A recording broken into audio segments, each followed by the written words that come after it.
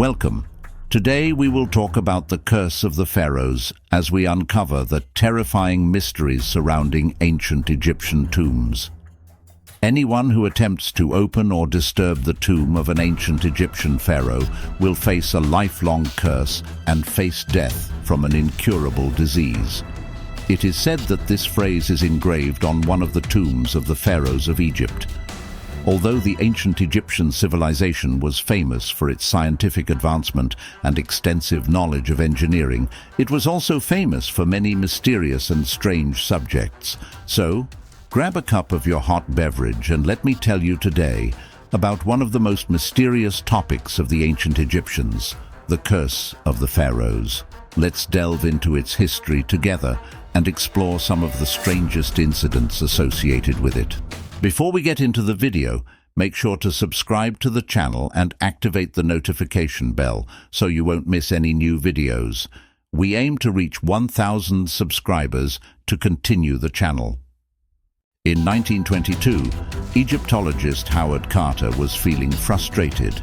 At that time, he decided to send a telegram to Lord Carnarvon, who was funding his expeditions, along with the whole team, to search for the gold and treasures of the Egyptian civilization.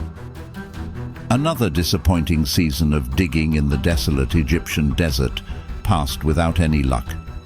Then, Lord Carnarvon decided to grant him another season of funding in hopes of finding a significant discovery to compensate for the previous losses. It was at this point that Carter pulled himself together and decided to head to a place in the Egyptian city of Luxor called the Valley of the Kings. This valley had been discovered before, but it hadn't been excavated yet. The Valley of the Kings was basically a line of ancient huts buried by time under the sands. This was Carter's last chance, because if he didn't find anything beneath these buried huts, his funding would run out. And not only that, but his career would also come to an end. While they were working at this site, there was a young Egyptian boy whose job was to fetch water for the workers to drink. Suddenly, while walking, he stumbled upon a stone that moved from its place. Out of curiosity, he decided to lift the stone and found underneath it a set of stairs leading to an underground chamber. He quickly went to inform Carter and the workers, and they all immediately went there and started digging until they found a large set of stairs leading to a deep underground location. This place turned out to be a tunnel leading to the tomb of King Rameses VI. However, at that time, Carter ordered the workers to reseal the tunnel to prevent looters from discovering the location. He then went to Cairo and sent a telegram to Lord Carnarvon, informing him of the discovery and requesting additional funding. But Lord Carnarvon was determined to enter the tunnel himself with Carter. Indeed, after 2.5 weeks, he arrived and descended into the tunnel with him. They encountered a sealed entrance made of mud. Carter made a hole in the entrance and held a candle in front of it, peering through the hole and describing his view inside the room. He was speechless at the sight of the room filled with gold objects and statues of strange animals. And after further excavation, they were able to enter the room containing the tomb of King Tutankhamun, as identified by the inscriptions on the walls, telling the story of his journey to the world of the dead. Carter's luck took a turn when he found a wooden chest intricately decorated with gold. He tried to lift it, but found another chest inside. Upon opening the second chest, he found yet another one inside. Eventually, he attempted to open the final chest, which was considered the sarcophagus containing the mummy, but his efforts failed. He speculated that exposing the mummy to the intense heat of the Egyptian sun would separate it from the sarcophagus, but even that proved unsuccessful. Then he resorted to cutting it in half, finally reaching the mummy of King Tutankhamun, adorned with jewels, amulets, and pure gold. With this, the discovery of the tomb that remained hidden for 3,000 years was completed. This discovery is considered one of the greatest archaeological achievements in history because they not only found a mummy, but also collected over 5,000 artifacts from a single location. However, this discovery was accompanied by a significant number of deaths, which most people attributed to an ancient Pharaoh's curse. According to ancient legends, anyone who disturbs or opens a pharaoh's tomb will be cursed for life and will face death through illness or misfortune. But if we think about it, it's natural to protect a dead person by burying them with thousands of gold pieces. It's understandable that they would take measures to deter tomb robbers by threatening them with a curse, as ancient Egyptians believed in life after death. They took sufficient precautions to continue their journey beyond, but they weren't concerned about frightening future generations without reason. So wait, my friend, don't rush, because what's coming will change your mind entirely. A few months after Lord Carnarvon funded the exploration mission to the tomb of King Tut, the Lord was shaving his beard when he accidentally nicked himself with a mosquito bite on his face. The bite allowed the venom to enter his bloodstream, and after a few days, he passed away. Doctors attributed his death to pneumonia and a severe skin and tissue infection. Newspapers started circulating stories about an ancient curse associated with the tomb of Tutankhamun. After his death, rumors spread linking the two events, suggesting that the Lord's demise was due to the curse because he violated the ancient Egyptian sanctity. Following his death, the nurse responsible for his health also passed away. In the same year, Lord Carnarvon's brother, Aubrey Herbert, contracted blood poisoning after a visit to the tomb and died during a surgical procedure to restore his eyesight. Subsequently, Sir Bruce Ingham, a close friend of Howard Carter, received a mummified hand with a bracelet inscribed with ancient Egyptian hieroglyphs that translated to, "Cursed be he who moves my body. He shall be consumed by fire, water, and disease." Shortly after receiving this gift, a massive fire broke out in Sir Bruce's house, destroying it completely.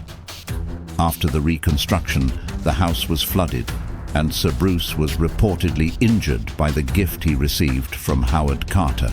Even before all of this happened, there was a strange incident that could be seen as a warning of what was to come, a pharaonic warning of the curse. It happened when Carter sent one of his employees to inform his family about the joyful news of their discovery of the treasure. However, upon the employee's arrival, he heard a frightening noise in Carter's office where a canary bird was kept, which Carter cherished. When the employee went to check on the bird, he witnessed a horrifying sight inside the cage. A cobra coiled around the canary, suffocating it. If you think this has nothing to do with any kind of warning, let me tell you that the cobra specifically symbolizes the anger of the ancient Egyptians in their civilization. This indicates that the beginning of the curse was a warning in the form of a snake to keep away from the king's tomb. Despite scientists not finding any explicit curse inscribed in the tomb, the deaths in the years following the tomb's opening, affecting various members of Carter's team or visitors, turned the curse into a real and chilling tale.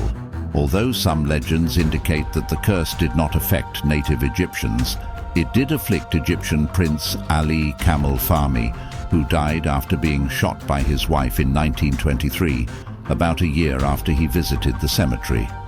Additionally, Dr. Archibald Douglas, who was involved in the X-ray examination of the mummy, also died under mysterious circumstances.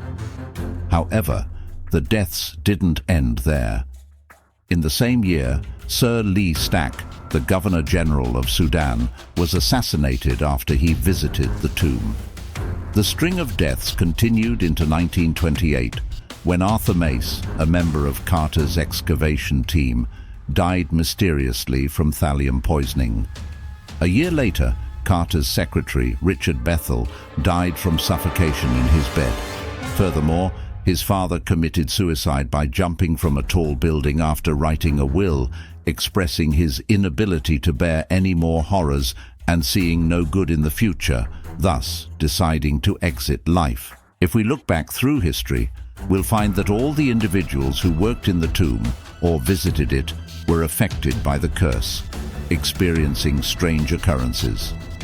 Despite the fact that Carter himself was the first to enter the tomb, he didn't believe in the curse. He attributed these deaths to scientific reasons. However, he passed away alone in his apartment in London in March 1939 from a serious illness. When the newspapers rediscovered the news of his death, they also resurrected the talk about the curse, and the deaths continued until our time, because everything we've discussed here is just a small part of the story of the deaths that occurred, affecting a group of significant individuals. Now, someone might say, couldn't these deaths have clear scientific explanations? There is no curse or anything like that. Life, my friend, is full of different hypotheses.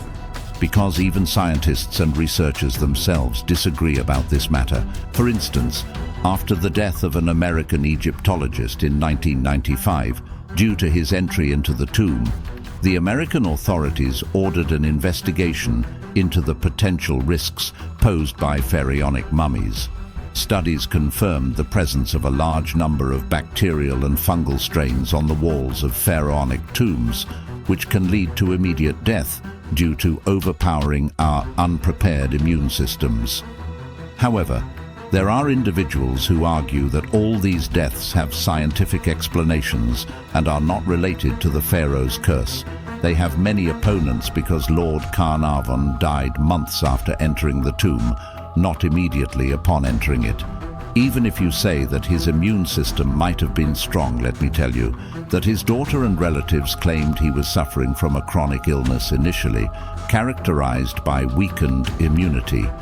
If we focus on these hypotheses, we find ourselves at a dead end in solving the puzzle of the Pharaoh's Curse. So let me tell you about a stranger hypothesis than all those before. Could it be that the ancient Egyptians succeeded and excelled in their knowledge of black magic?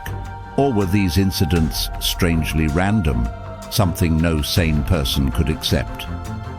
Finally, one of the most important hypotheses that found acceptance in explaining what happened was present in a recent publication by a historian studying a peculiar figure, a sorcerer who communicates with the devil. This person's name is Alistair Crowley. The historian, through his study of Crowley, suggests that he might be the cause of all these deaths. This explanation could hold weight because Crowley might have felt offended by the scientists' opening of King Tut's tomb, and this offense resulted in a revenge in the form of a series of mysterious killings. This hypothesis could be an alternative to the Pharaoh's Curse, and its strength lies in the relationship between the evil sorcerer and each person who died after the tomb's opening. So, what do you think of all these hypotheses you've heard? Which one do you find more convincing, and why?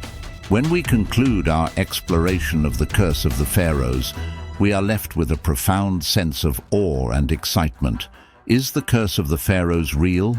Are the stories of ancient Egyptian tombs, steeped in mystery and legends, still captivating and puzzling us to this day? Despite the advances of modern science and our understanding of the world, the mysterious nature of these ancient curses remains a compelling subject of study and magic. As we reflect on the stories we have discovered and the strange incidents associated with the curse of the pharaohs, we are reminded of the enduring power and mystery of ancient civilizations. If you liked the video, don't forget to hit the like button, leave a comment about the video, and subscribe to the channel so you won't miss any new videos. We aim to reach 1,000 subscribers to continue the channel.